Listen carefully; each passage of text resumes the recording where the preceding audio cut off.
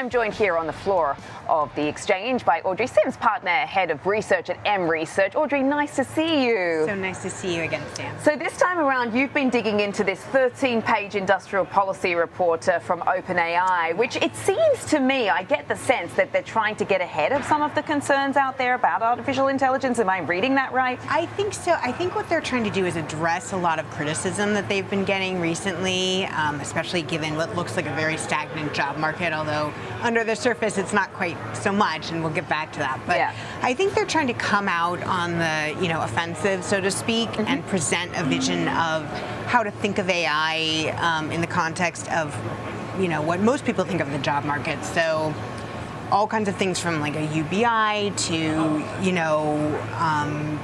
retraining people, but in the context of AI will outperform humans. Right. That is the assumption. And I think in our research, and which is also, our AI impact framework at M, which is informed by executive search in real time, not just research, but basically we're finding that AI is, really a task-based and not a job-based application, and that the companies that are doing the best with it and our clients that are asking us the most insightful questions are asking us about tasks rather than roles. So you mean companies asking how to work with the AI to actually achieve those efficiencies? Exactly, and I think what a lot of people don't realize, Sam, is that we're a lot more early in the journey than you might think. In fact, JP Morgan just came out with a study last week saying that even for professional services and tech, which you would think would be like early adopters, only 36% of those companies have implemented AI through their business development stack. And so if you think about, and most other industries are well below 20%. So we're really still at the vanguard of this. And I think companies are realizing that you can't just kind of layer it on top. You have to look at a role, decompose it into what can be automated and what can actually be accentuated with more, computing power and more research power.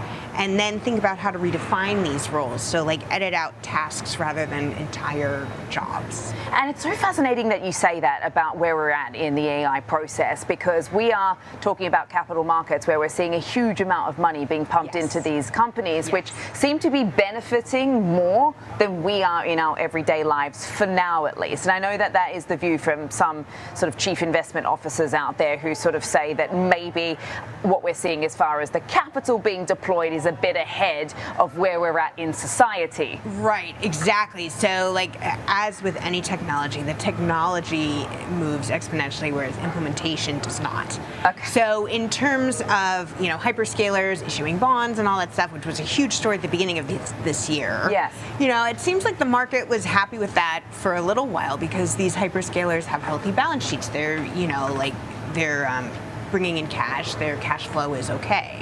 I think where you're going to get into trouble is that AI as a industry or a technology is definitely going to go to the distance. Not every single company will. Yeah. I think also with private credit, which we've seen so much, it could just be that like the bond duration doesn't line up with when they're able to be profitable.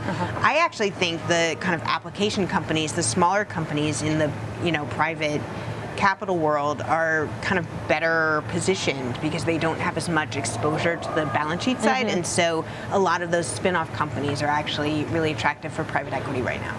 And this is where the market is obviously starting to question the ROI, right? Exactly, and yes. So let's dig into this industrial policy paper that they've written. I mean, 13 pages. It kind of reminds me of that Citrini report in a way. Not that this is kind of like a fictional kind of narrative, or, as to how things are going to look, but it's kind of trying to get at the essence of, what sort of world we might live in and work in the future. And I mean, they're talking about like robot taxes, because if not everybody is paying their taxes, obviously a source of revenue, they would have to pull it from somewhere, I suppose. If not everyone's working, then you don't get the payroll tax. Right. Yeah, then 4-day working weeks. Can you sort of talk us through your thoughts on that actually becoming a reality? So 4-day work weeks. We'd all love that, by the way. Yes. Yeah. I mean, like, it's funny because that was predicted by, John Kenneth Galbraith in the 40s with, all this kind of, and Keynes. they all predicted that, we would, in the future, we would have all this leisure time because we'd only need to work a little bit. Well, we work a lot more than we did in the 40s, right? And I think the reason is because, what people are thinking of is how the labor market exists now and applying, AI on top of that, when really you have to think about it being integrated in the future. So it's kind of like how, email took away clerical jobs, but then it created the industry of IT, which is a much more dynamic industry. There's still accountants, even though we have Excel. In fact, there are more accountants, and we can do more things. They can do more things.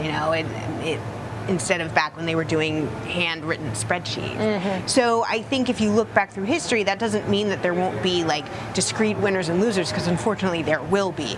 But on the whole, I think AI will make, just increase productivity, which I think is the basic blanket assumption from the market, whether they're saying it or not, and it can also reduce inflation, which is a big, we heard about that today with Warsh, and people are nervous, people don't know how he's thinking about inflation. That's AI productivity could really be an inflation dampener in the long run, although in the short run, with energy prices and stuff, it's been inflation. But that's what Warsh argues, right? Exactly. I mean, he's been very explicit in sort of suggesting that, he sees a world in where America at the precipice of, a revolution where we're going to have this productivity boom driven by AI, which is deflationary and good for the economy. So it's certainly fascinating. Audrey, always nice of you to stop by. We've got to wrap it up there. We've completely run out of time, but thank you so much. Thank you. Yeah, it was great to see you. That is Audrey Symes from M Research.